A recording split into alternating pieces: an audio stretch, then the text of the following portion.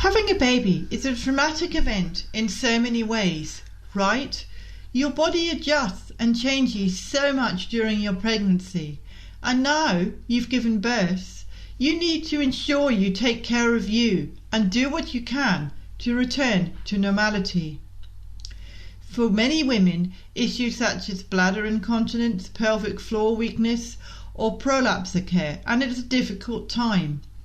In this episode of First Time Mums Chat, I'm speaking with Tonie Lough, a personal trainer and author of Getting to the Core of Postpartum Fitness. Tonie talks about specific exercises you can use to retrain your natural system of core strength and bladder control. I hope you enjoy the insights that Tonie shares, and listen till the end to find out where you can get her ebook and videos. I'm infant massage instructor Helen Thompson. Hello and welcome to First Time Mums Chat. Being a parent for the first time is challenging and changes your life in every way imaginable.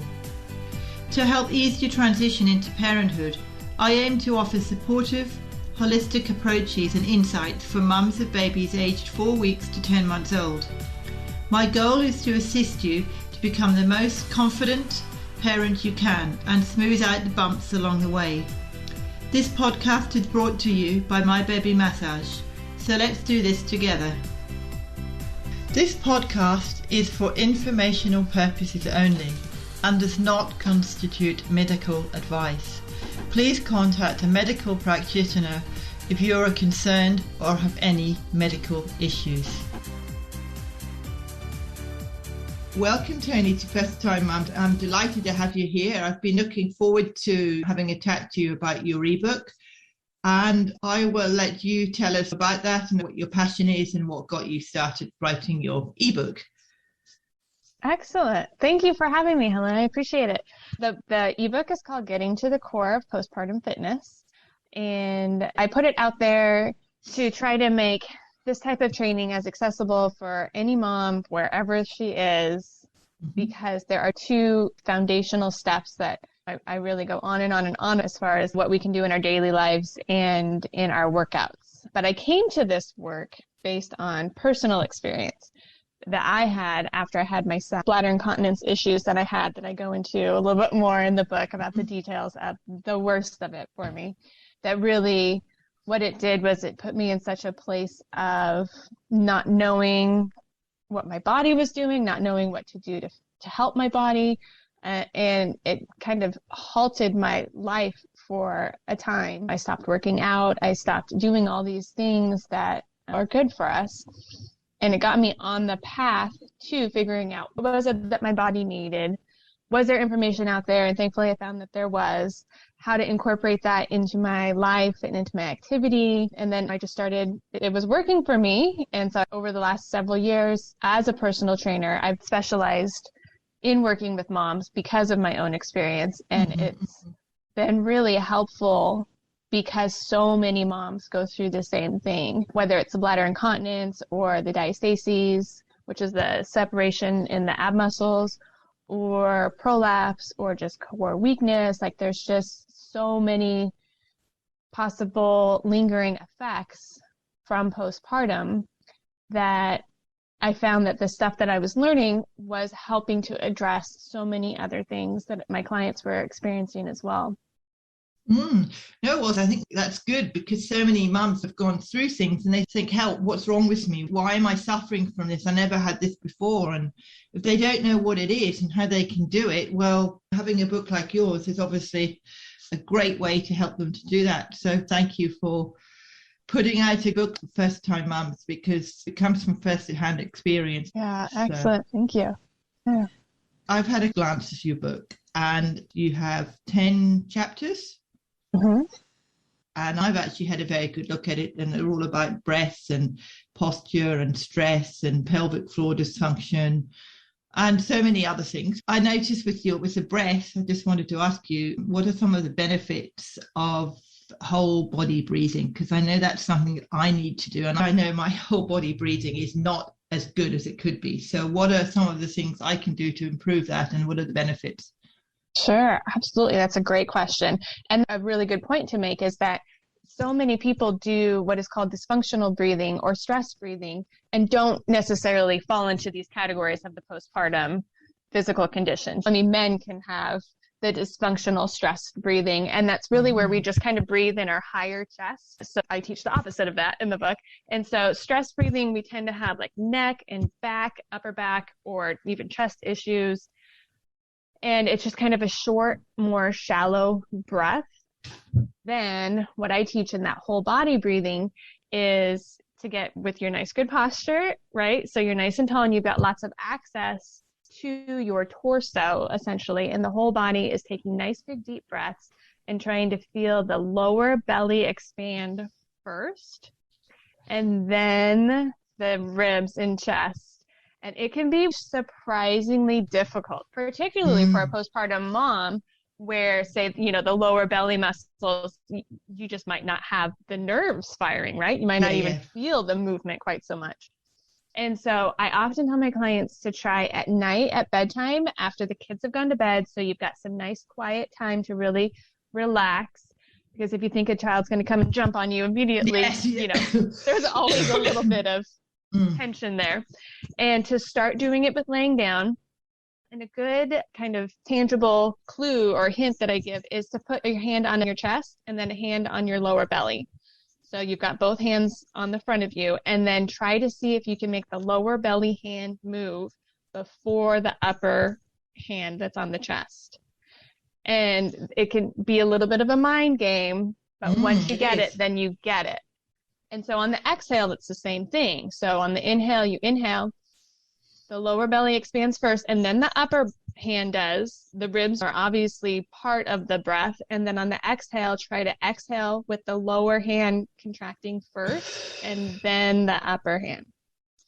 And so it's really a timing thing that we work on, like I said, after bedtime. We work on it in times of stress. If you're stressed sitting at your desk, we work on it in daily habits when you're brushing your teeth or when you're in the shower. And then we also work on it with exercise, working that type of breathing into our workouts.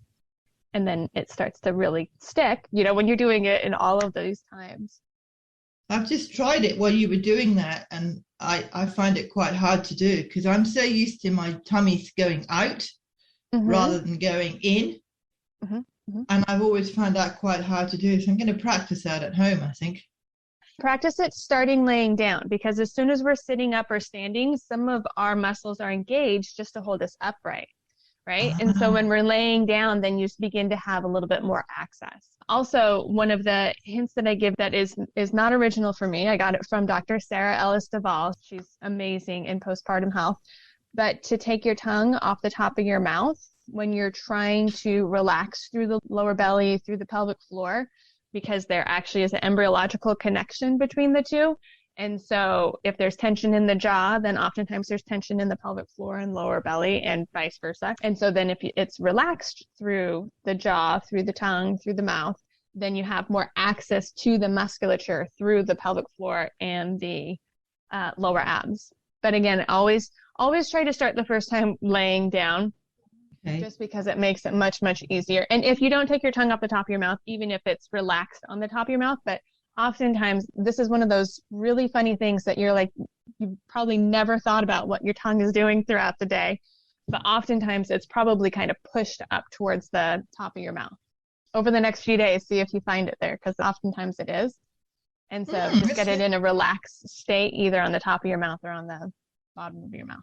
It's interesting because when you see people pushing bikes up the hill, you see people actually sticking their tongue out. I don't know if that's got anything to do with what you're saying. I just thought of that. Yeah, that is really interesting that you say that. I actually just in the last few weeks saw an article and I didn't read it. I'm interested in the thinking of that about the athletes that stick their tongue out when they're performing their sport. Yeah, and that is something I would like to delve further into. So you mentioned a bit about posture. Here's me sort of sitting slouched up. I'm trying to sit up straight, observing what you're doing. So posture is something I know I'm bad at because I get a lot of lower back pain. And I notice that when I sit up and I lift my leg up behind my back, it stretches the muscles in my leg. And I actually feel a lot better from that. So What tips have you got on posture, particularly for postpartum? Yeah, the very first thing that I say about posture is to try standing nice and tall through your neck.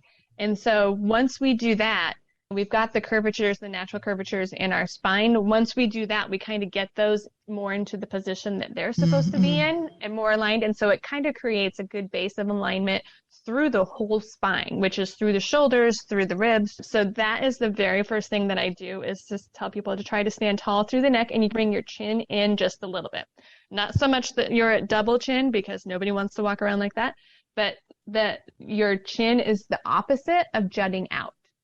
And that is a major problem with posture, is because we tend to kind of jut out. When we sit a lot, we kind of go into that slouch position. When our shoulders slouch, our chin kind of comes forward a little bit more, and that creates the same action at the pelvis, actually. So then we're kind of creating a C out of our spine because we're forward at the jaw, and then we're kind of tucked at the pelvis.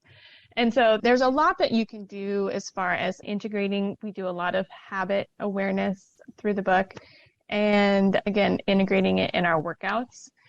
But the very first thing you want to do is go tall through the neck, bring the chin in just a little bit, so you're the opposite of the jutting chin, and then you just kind of relax your shoulders down away from your ears, because that kind of tight stress breathing that we were talking about kind of causes our shoulders to raise up just a little bit. And so you try to relax your shoulders and bring them away from your ears. And then I've got some videos as part of the book that really talk about where you're finding your rib cage for your neutral, for your natural position, and for your pelvis.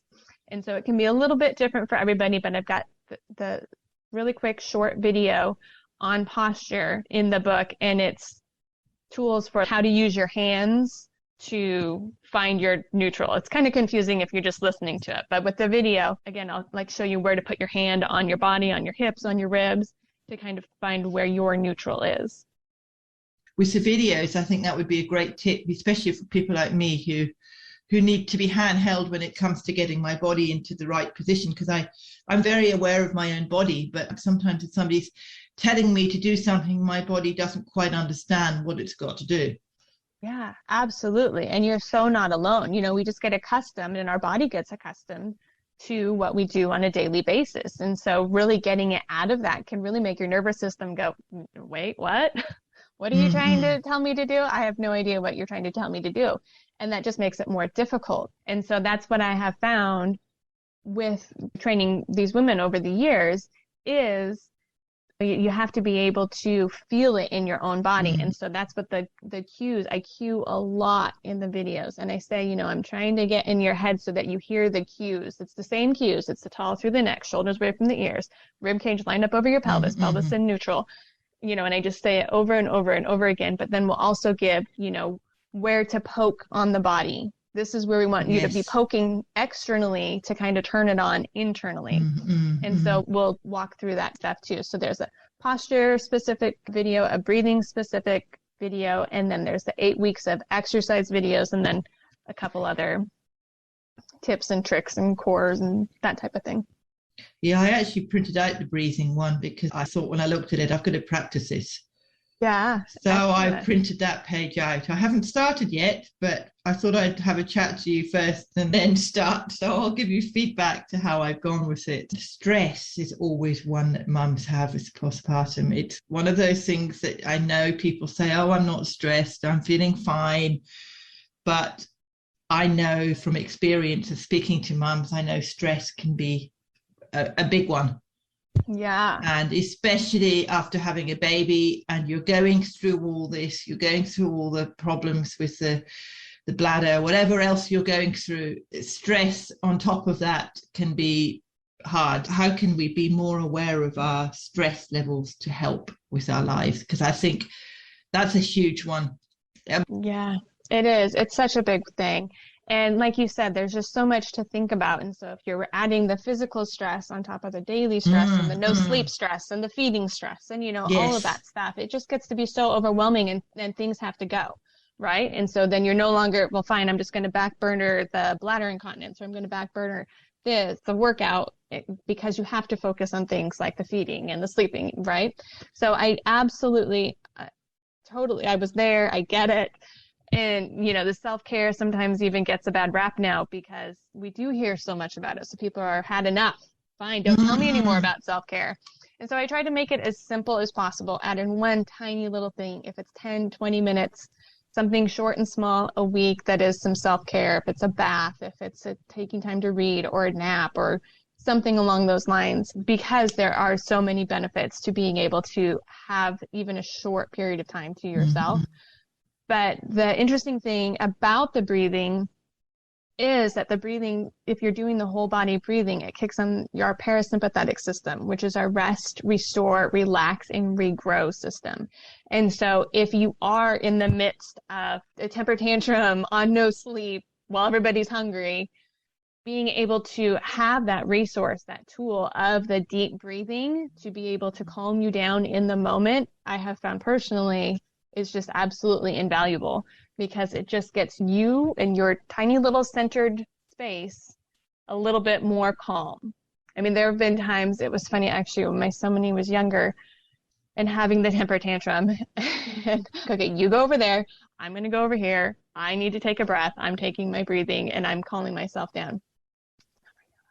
And then I would say, you need to take your deep breaths. And there were a few years there where he would go purposefully showing me the quick and stressed breathing. Like, no, yes. I'm not going to do your deep breathing. I'm only going to do the stress breathing. So it's funnier now than it was at the moment. But it does work, because I've had kids who've had temper tantrums, and I've had 20 kids not having temper tantrums, but just asking constant questions when I'm trying to do something else. And I've just sat them all down and I said, look, let's just have a breathing exercise, or let's just have a stress-free time and sit down and have a breathe, or do this, like the head, shoulders, knees and toes. And I just do it really slowly. I don't say anything. I just sit there, and it really diffuses completely, because they're relaxing, because it's taking their mind off things and they're just totally relaxing. Absolutely. And in that temper tantrum or stress moment or whatever it is, we're in the fight or flight mode. We're in the sympathetic, right? And you can't be in both modes at the same time. So if you're living in that stressed, cortisol, sympathetic state in the moment, then once you start doing the breathing and the parasympathetic, which is the opposite, the balancing aspect of it, kicks on with the breathing, then it has to bring down the stress. That's just the function of the body. That's what it will do. And so it'll bring down that sympathetic system and kind of get them more into a balance. And it does that. There's a vagus nerve, which goes from the brain all the way to most of the internal organs.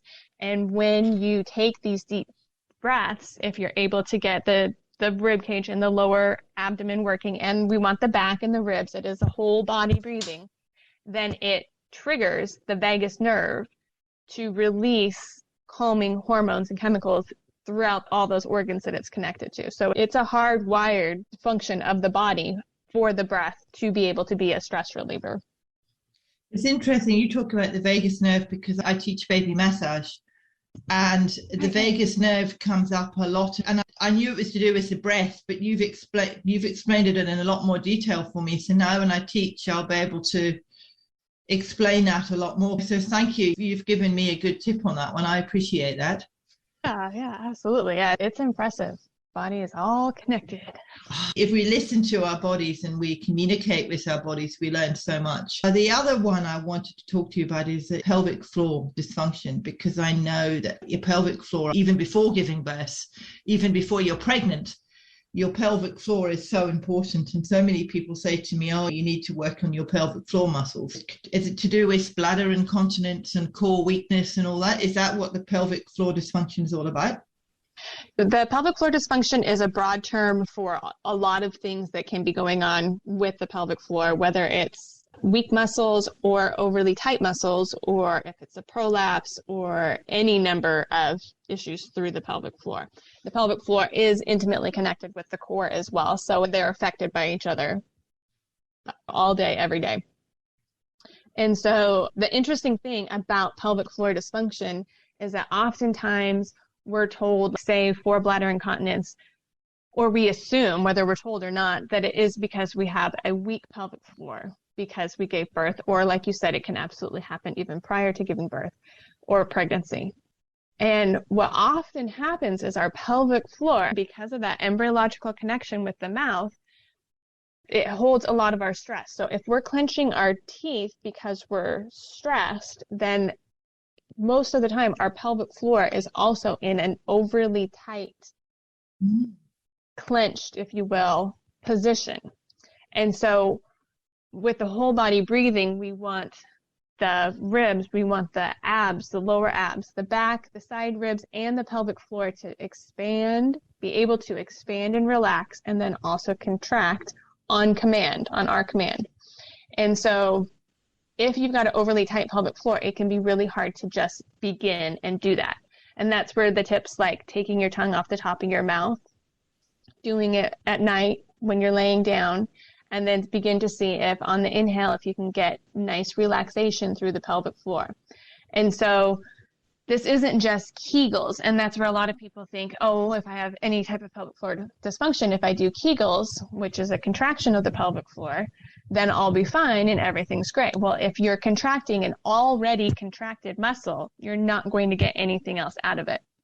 It can't contract, and there's only so far it can contract. And so if you're trying to do Kegels to contract, then you're getting nothing more from it, and can sometimes, cause more pain if that's one of your symptoms.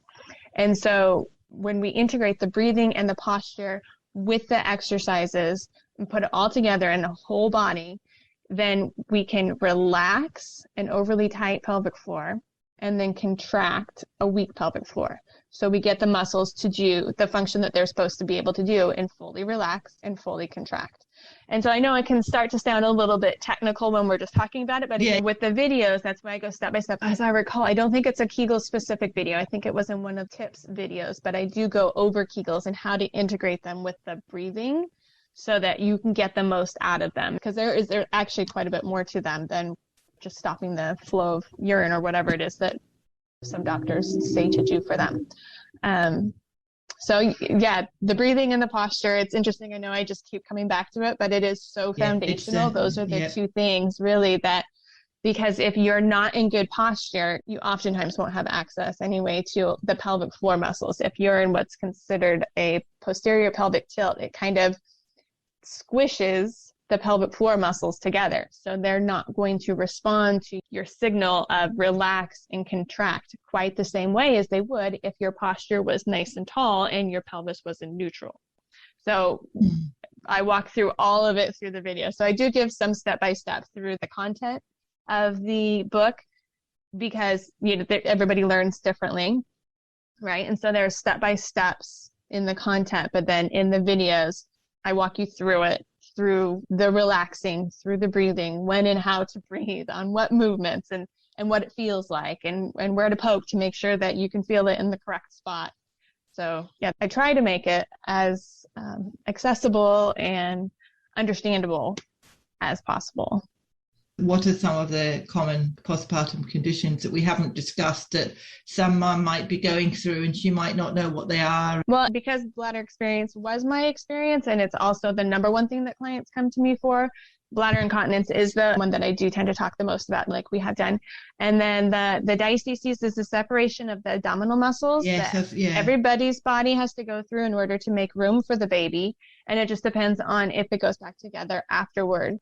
You can have a good indication of whether or not you have it if when you're laying down and you try to do like a small crunch up, like a sit up, if there's a tent or a doming looking action through the middle of your abdomen, then that's a good indication that you might have a diastasis that's lingering. And we address that in the book. And then prolapse is part of the pelvic floor dysfunction, when organs actually start to descend through, the rectum, the cervix, the vaginal canal.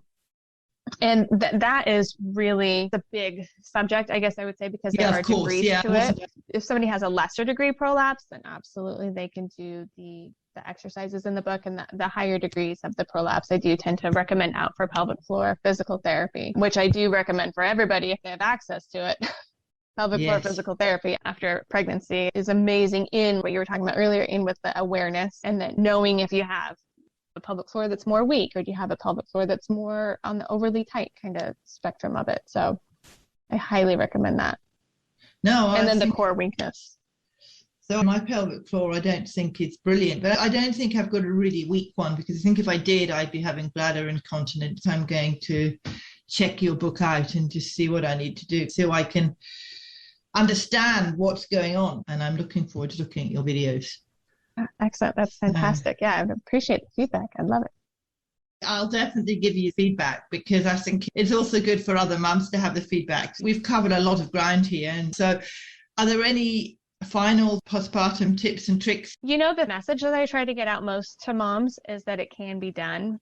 So often we hear this is just what happens after you have a baby, and you just have to live with whatever the consequences are. You know, you can have a knee surgery and get more physical therapy than you do after having had a baby. And so because so many moms just kind of live with it, and once you feel like this is just what you have to live with it, then that can create such a space of despair and sadness. And there's a lot of other things that can then become associated with that, such as like the postpartum depression and that type of thing.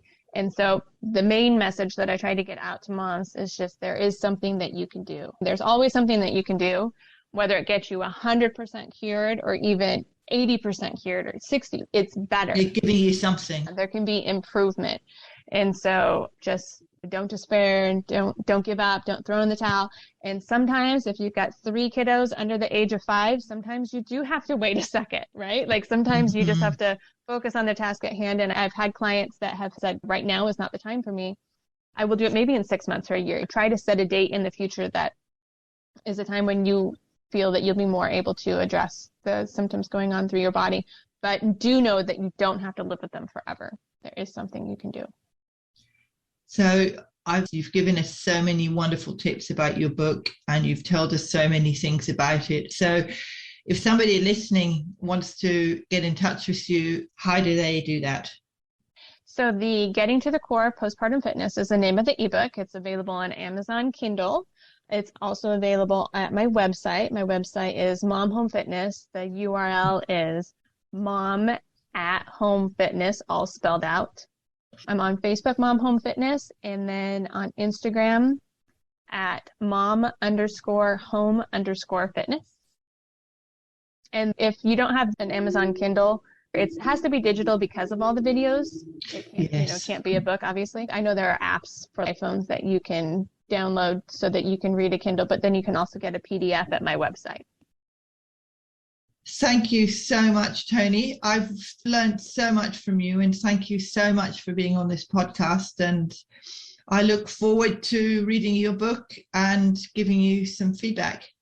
Thank you so much. I appreciate it. I appreciate being on the podcast and any and all feedback. Thanks so much. Tonie shared some great tips and exercises you can do to help with your postpartum healing. You will have gathered from my comments during the interview that I'm going to be working through Tonie's course and videos to help me improve my posture. You can get Tonie's 8-week program for foundational core and pelvic floor strengths, Getting to the Core of Postpartum Fitness, from her website, and the details are in the show notes at mybabymassage.net/podcast/042. I've also included links to Tonie's Facebook and Instagram pages for you. I am really passionate about First Time Mums Chat and providing a weekly resource that helps parents who are new to the whole world of parenting, and I want to hear from you. I warmly welcome questions and feedback and comments on my podcast episodes. I am always on the lookout to interview mums who are doing amazing things. Now, if you're really serious about building a magical bond with your baby and enhancing your confidence as a new parent, I've got just the thing. It's my 4 simple baby massage routines cheat sheet. Just go here to get your hands on it. mybabymassage.net/baby massage routines. So please reach out by sending me an email at support@mybabymassage.net. And once again, thank you so much for listening.